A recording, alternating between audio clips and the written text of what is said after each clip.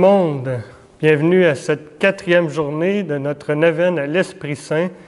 J'espère qu'en cette journée chaude et belle, vous profitez de la brise légère du Saint-Esprit. Je vous rappelle que ma neuvaine est un commentaire du Veni Creator Spiritus en m'inspirant de l'œuvre du Père Raniero Cantalamessa, qui a beaucoup écrit sur ce sujet. On peut commencer par invoquer l'Esprit Saint. Viens, Esprit Saint, viens, enflammer la terre entière. Viens, Esprit Saint, viens, viens nous embraser. Voici la 4e strophe. Mets en nous ta clarté, embrase-nous. En nos cœurs répand l'amour du Père. Viens fortifier nos corps dans leur faiblesse et donne-nous ta vigueur éternelle. Je m'attarderai surtout à la réalité que l'Esprit est amour. Nous savons peut-être que le sommet de la Bible se retrouve dans une toute petite phrase dans la première lettre de Saint Jean, qui dit que Dieu est amour. Rappelons-nous que Saint Paul dit que même si on a tous les dons, si on n'a pas l'amour, ça ne sert à rien. L'amour est le titre par excellence de l'Esprit, parce que dans la Trinité, l'Esprit est l'amour du Père et du Fils. L'amour de Dieu a été répandu dans les cœurs par le Saint-Esprit, nous dit l'Épître aux Romains. Ça veut dire que quand on lit le récit de la Pentecôte, quand il est dit « Ils furent tous remplis de l'Esprit Saint », ça veut dire en même temps, ils furent tous remplis de l'amour de Dieu. Et c'est ce qu'on peut demander au Seigneur aujourd'hui, de nous remplir de cet amour de Dieu, cet amour immense, infini. Mais comment l'Esprit est amour? Il l'est de 3 manières. La première, l'Esprit est amour dans la Trinité, car il unit le Père et le Fils. Deuxièmement, l'Esprit est amour dans l'Église, car l'Esprit, c'est le lien de l'unité dans l'Église. L'Esprit Saint est amour, troisièmement, dans le croyant, dans notre vie personnelle, car il nous fait goûter une vivante expérience de l'amour de Dieu. Alors, beaucoup de gens qui ont vécu l'expérience du Saint-Esprit ont dit « J'ai senti un amour immense ». Ça, c'est un signe du passage de l'Esprit Saint. Un amour qui nous transforme. Et nous pouvons associer ces 3 points à 3 choses différentes. Donc, le don, l'Esprit est don du Père et du Fils, la communion dans l'Église, lien d'unité, et la joie qui est le fruit de l'action de l'Esprit dans le cœur des fidèles. L'amour suppose celui qui aime et celui qui est aimé, a dit saint Augustin. Dieu est Trinité parce qu'il est amour. L'amour du Père et du Fils se diffuse et l'Esprit en est la réalité propre. Le Père est la source, l'Esprit n'est pas créé mais engendré, et le Fils n'est pas créé mais engendré, et l'Esprit procède du Père et du Fils. Une bonne image humaine de la Trinité, c'est la famille. Les époux qui s'aiment, et ils vont être ouverts à accueillir des enfants qui est le fruit de leur amour. Quand tu regardes un enfant, tu penses à ses parents. Quand tu demandes la venue de l'Esprit, tu demandes au Père et au Fils de faire leur demeure en toi. Donc, l'Esprit qui est amour est don du Père et du Fils. Ensuite, c'est toute la réalité de l'Église qui est communion dans l'amour de l'Esprit Saint. On peut dire que l'Esprit Saint est le principe de l'unité de l'Église. C'est lui qui unit les membres d'un même corps. Je pense que notre grand défi aujourd'hui, depuis toujours, c'est l'unité de l'Église. On le voit avec les visions différentes de plusieurs groupes qui font partie de l'Église et aussi au niveau des individus. Nous avons la grâce inouïe d'être tous différents, mais ça l'amène son lot de défis. Nous sommes invités à mettre le dialogue au cœur de la vie, de notre vie de chrétien. Autant que Dieu est entré en dialogue avec l'être humain, autant que nous, dans notre mission d'unité, on doit entrer en dialogue avec nos frères et sœurs. Moi, j'ai souvent osé parler aux personnes avec qui j'avais des frictions, puis je vous dis que dans la majorité des cas, ça a été vraiment un renouvellement dans l'accueil mutuel. Paul prenait l'exemple du corps humain, image pour parler de l'unité. Il y a les yeux, il y a les mains, il y a les pieds, mais c'est un seul corps. Chaque membre du corps du Christ que nous sommes est important. C'est beau, ça me fait penser à la petite Thérèse qui disait « Dans l'Église, je serai le cœur ». Alors on peut choisir aussi cette voie d'être l'amour dans l'Église.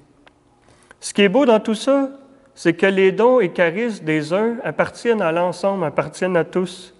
S'il y a quelqu'un qui parle bien pour annoncer la parole, bien ça appartient à tout le monde. Nous sommes invités à éviter la jalousie à tout prix. Et dans d'autres cas, à confier au Seigneur les gens qui nous font souffrir, qui peuvent des fois être nos frères et sœurs dans l'Église. Car nous formons ensemble un seul corps, nous sommes l'Église. Quand on communie, si on réalisait ce que ça veut dire et ce que ça implique, on y penserait peut-être 2 fois. Mais forcé d'avouer qu'on a quand même besoin de la communion, puis que je sais qu'il y a beaucoup de gens qui ont hâte de communier à la présence de Jésus. Cette communion qui nous donne la force de continuer notre route ensemble en Église. Donc, l'esprit est communion d'amour parce que principe du mystère de la communion dans la Trinité, cet esprit qui circule, qui unit le Père, le Fils. Troisièmement, l'esprit nous est donné personnellement pour notre sanctification. Et le fruit intérieur et visible, c'est la joie.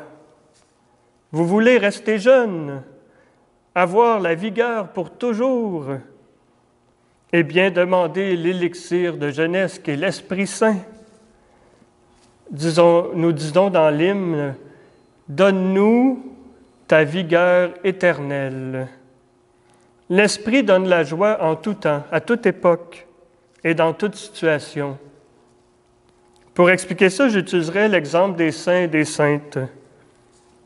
À toute époque, il y a des choses qui sont produites dans l'Église ou dans le monde qui auraient pu obscurcir la joie des croyants. Pensons à ce qu'on vit présentement, cette crise mondiale sanitaire qui nous empêche de nous réunir, ou à l'indifférence de beaucoup de nos contemporains face à Dieu. Ça peut être aussi la persécution subtile des grands médias qui accusent l'Église, les grands médias traditionnels. La foi en Jésus, pour plusieurs, est devenue une pièce de musée qu'on expose à l'entrée de l'Assemblée nationale. Malgré tout, l'Esprit continuera toujours à ouvrir des brèches pour témoigner et vivre notre foi. Il faut avoir confiance, on est invité à avoir confiance à l'Esprit qui agit et qui ouvre des cœurs, qui ouvre des chemins pour qu'on puisse annoncer la parole. Je dirais, gardons toujours la joie, mes amis, cette joie, fruit de l'Esprit Saint. Les saints et saintes de toute époque ont donné le témoignage de la joie, malgré le contexte social parfois obscurci, malgré les obstacles. Puis je pense à Marie-Léonie Paradis, notre bienheureuse de Sherbrooke, qu'on aime beaucoup, qui, malgré un accent de son époque, il faut le dire, par le clergé mis sur la peur de l'enfer, elle a gardé une spiritualité toute simple, riche et porteuse de joie de Dieu. Puis après sa mort, les gens témoignaient qu'elle était toujours joyeuse, qu'elle accueillait toute personne, tous les gens dans le besoin. Alors elle a porté du fruit, cette joie-là qui l'habitait. Je pense aussi à Thérèse d'Avila au 16e siècle, qui a vécu à l'époque de l'Inquisition en Espagne, où tout le monde avait peur un peu de dire des choses sur la foi. Et elle a vécu aussi dans une persécution forte des Carmes mitigés, dans le fond, qui étaient des religieux qui voulaient empêcher la réforme du Carmel qu'elle a faite pour les femmes et aussi avec les hommes avec Jean de la Croix. Elle en a vu de toutes les couleurs, mais vraiment là, de toutes les couleurs. Cependant, elle est restée fidèle à l'Église, puis dans une joie étonnante. Et ça a porté du fruit, beaucoup de fruits, si bien qu'on a reconnu sa sainteté et qu'elle est devenue, pour l'Église, une docteure de l'Église. Je pense aussi, aujourd'hui, nous fêtons Saint Philippe Néri, qui a vécu à la même époque de Thérèse d'Avila, au 16e siècle, qui arrive dans une Rome un peu décadente où le clergé est mondain, puis il y a un grand besoin de renouvellement au niveau spirituel. Puis Philippe Néri, lui, il va aller vers les gens de la classe moyenne, on peut dire, hein, le peuple. Il partira du peuple qu'il va guider et instruire dans la vie spirituelle, et tranquillement, ça va tout renouveler l'Église de Rome. Petit à petit, ça va la transformer. Et c'est vraiment un saint qui est beaucoup associé à la joie. On dit que c'est le patron des humoristes aussi. Donc, Philippe Néri qui peut nous inspirer pour garder la joie en tout temps, en toute époque. À travers tout ce qu'on vit, demandons une grâce de clarté et que l'Esprit embrase nos cœurs par le feu de son amour, puisqu'il est lui-même amour. Le seul pouvoir qu'on a, c'est de travailler sur nous-mêmes, pour qu'avec l'aide de l'Esprit, devenir des saints et des saintes. Rien de moins, hein, c'est l'appel de notre baptême, être des saints et des saintes. J'aime beaucoup les paroles de Daniel Ange qui dit « Si tu trouves que l'Église n'est pas ce qu'elle devrait être, eh bien, rends-la plus belle. Ce sont les saints qui transforment l'Église. » La sainteté, c'est bien d'en avoir une définition. La sainteté, ce n'est pas une plénitude qu'on se donne à force d'efforts humains. On a notre rôle à jouer pour se disposer, mais c'est la découverte d'un vide que Dieu seul peut remplir et combler. Donc, demandons à l'Esprit de venir nous transformer, de venir nous embraser de sa présence pour être pour les gens signe de l'amour de Dieu. Et je vous bénis, mes amis, accueillons personnellement et en Église l'esprit d'amour qui se donne à nous, qui est le principe de notre communion et qui nous fait devenir amour pour que le monde se transforme à l'annonce de la parole de Dieu. Et que Dieu Tout-Puissant, par son Esprit, vous bénisse, le Père, le Fils et le Saint-Esprit. Amen. Merci.